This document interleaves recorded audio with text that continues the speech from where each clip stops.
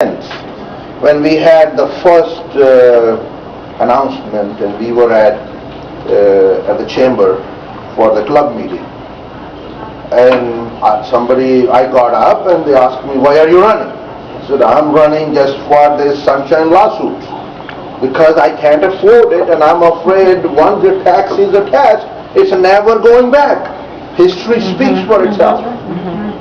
Now we may say, okay, it's a $400 or $500, write a check, but it's never going to go back. And that's why I'm running. Jim Bennett got up and he said, Mr. Walia is wrong. We have plenty of insurance money. We can pay our legal bills. And he just forgot. He was missing about $3.7 million in those zeros. Insurance is only for $10,000. He forgot how many zeros you can add to it. And he needed those. But even if you have insurance, that doesn't give you a license to go be reckless.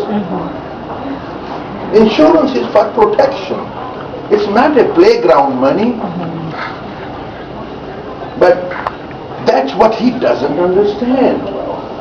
He doesn't represent us. He doesn't represent Venetians. He's a nice guy till we get to know him. And we will get to know him, and you will get to know him, and you will get to know me. How will you fix the reputation that's coming on this town with the negativity with the builders and the contractors having to go through so much red tape in order to do anything here? How are you going to, in the future, make Venice a little bit more friendly in that way? I was working on it actually, believe it or not. I didn't know you were going to ask, so we must be thinking something. Together, same wavelength. I don't like bad reputations. I would build my business on actually, I will release a plan probably on September 16th at the town hall, which will have. I can talk to John from the Venice Chamber and our Puerto Rican Chamber. Maybe we can host a debate for the. Love to. Okay. Love to. Okay, I'll work on that. Love to. But the plan will be, Lily, to your question. This system, there is no leadership.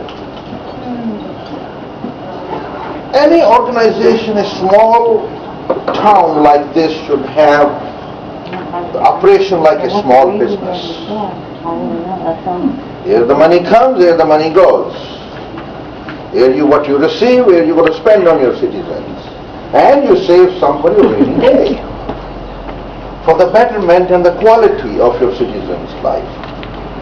You've got to save that. In small business, we call that money research and development. We always put aside a little bit. In a government business, you're not supposed to make profit, but you always have little money set aside for emergency purposes and for any catastrophe happens. Even today, our city has only 42 days reserves.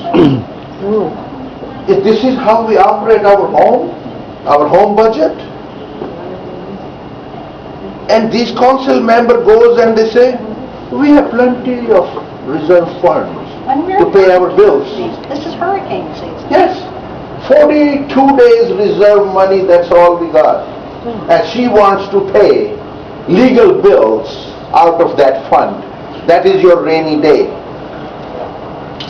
This is how risky they are. They just don't know. They have no concept of it.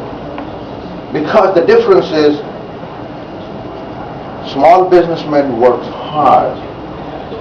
We only smile when the cash register rings.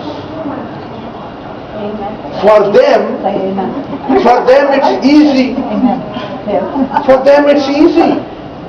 They can just crank up the machine or call the city manager and tell them, pay this bill. And we have votes. We got 4 votes, majority, or 5 votes. You're done. That's how they operate. If she says, We have plenty of money. Miss Lang, I have a question for you. If you have plenty of money, that means we were overtaxed. Too much. That's too much. Then give us that back.